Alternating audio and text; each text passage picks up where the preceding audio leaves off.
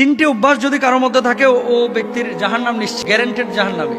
তিনটা অভ্যাস যদি মানুষের মধ্যে থাকে ও ব্যক্তির জাহান্নাম গ্যারান্টেড, ও জাহান্নামে যাবে কনফার্ম, এক বিনা হিসাবে জাহান্নাম, জান্নাতে না।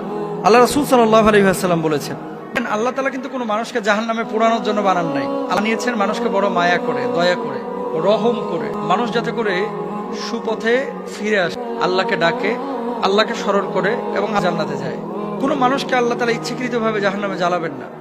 আল্লাহ তাআলার বৈশিষ্ট্য না, আল্লাহ সুবহানাহু ওয়া তাআলার সিফাতের মধ্যেও এটা পড়ে না। আল্লাহ গাফফার, আল্লাহ রহমান, আল্লাহ রহিম। কিন্তু এমন কিছু কাজ আছে যে কাজগুলোকে আল্লাহ অত্যন্ত অপছন্দ করে, নবী অপছন্দ করেন, কিন্তু এই কাজগুলো অহরহ করছে। এই কাজ করার কারণে মানুষ নিজের আশ্রয়স্থলটাকে জাহান্নামে বানিয়ে নিচ্ছে। তারা কারা?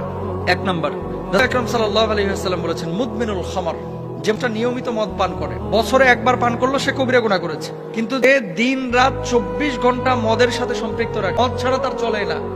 মদ না খাইলে শরীর কনকন, মদ না খাইলে মাথা ব্যথা করে, মদ না খাইলে মাথা জ্যাম হয়ে যায়, মদ না খাইলে বউকে ভাগে না, মদ না খাইলে ঘুম আসে না, মদ না খাইলে চলাফেরায় সমস্যা। এরকম কিছু মানুষ আছে। কিন্তু যদি এরকম কোনো মানুষ থাকে জমিনের মধ্যে যে যার চলাফেরা, উঠা বসা সবকিছুই মদের সাথে সম্পৃক্ত, এবার জাহান্নামকে তার আশ্রয়স্থল বানিয়ে নিয়েছে।